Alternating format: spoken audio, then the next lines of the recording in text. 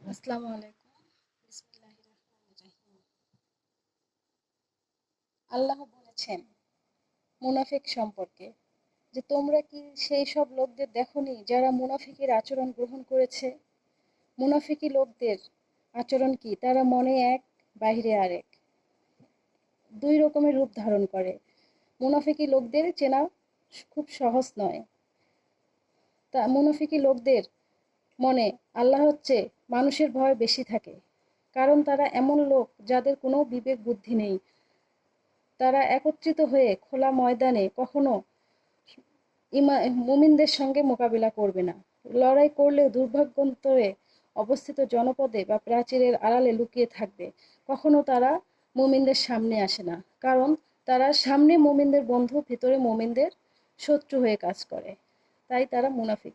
আর মুনাফিকি লোকদের স্থান হচ্ছে জাহান্নাম। তাদের জন্য রয়েছে আল্লাহর কঠিন শাস্তি। তারা কিছুকাল পৃথিবীতে রাজত্ব করবে, তারপর তারা জাহান্নামের চিরস্থায়ী হবে।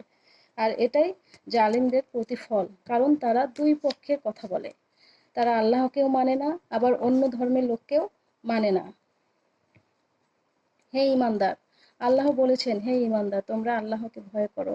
আর প্রত্যেকেই যেন লক্ষ্য রাখো আগামী কালের জন্য কি প্রস্তুত করে নিয়ে এসেছো। আল্লাহকে ভয় করতেই থাকো। নিশ্চয়ই আল্লাহকে যারা ভয় করে তাদের জন্য জান্নাত।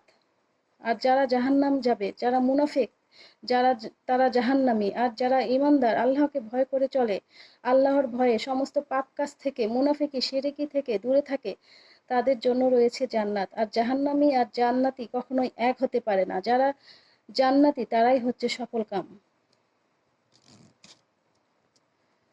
আল্লাহ তাআলা বলেছেন, যদি আমি কোরআনকে পাহাড়ের উপর নাজিল করতাম তাহলে তুমি দেখতে পেতে তা আল্লাহর ভয়ে ভয়ে ধসে পড়েছে এবং ফেটে চৌচির হয়ে যাচ্ছে। আমি মানুষের সামনে এসব উদাহরণ পেশ করি যাতে তারা আল্লাহ সম্পর্কে নিজেদের ভাবনা দেখে। আমরা আসলে কোরআন তিলাওয়াত করি না। আমাদের উচিত প্রতিদিন অন্ততপক্ষে কমপক্ষে 10 আয়াত তিলাওয়াত করা। আমরা যদি 10 আয়াত কোরআন তিলাওয়াত করতে পারি, অন্ততপক্ষে আমাদের একটা অভ্যাস হয়ে দাঁড়াবে। কোরআনকে আমরা ভালোবাসতে শিখব।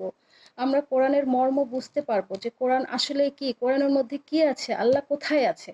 আল্লাহর ভালোবাসা পাবো। কোরআন হচ্ছে সহজ সরল ও পবিত্র পথের নিদর্শক। তাই আমাদের উচিত প্রতিদিন একটু একটু করে কোরআন তেলাওয়াত করা। অন্ততপক্ষে 10 আয়াত, না পারলেও 5 আয়াত। আর নামাজ কায়েম করতে হবে। আমাদের 5 ওয়াক্ত সালাত আদায় করতে হবে। নবীজি বারবার বলেছেন সালাত সালাত সালাত, অর্থাৎ নামাজের হিসাব আগে হবে, তারপরে বাকি সব হিসাব। কাজেই আমাদের 5 ওয়াক্ত সালাত আদায় করা উত্তম। আসসালামু আলাইকুম।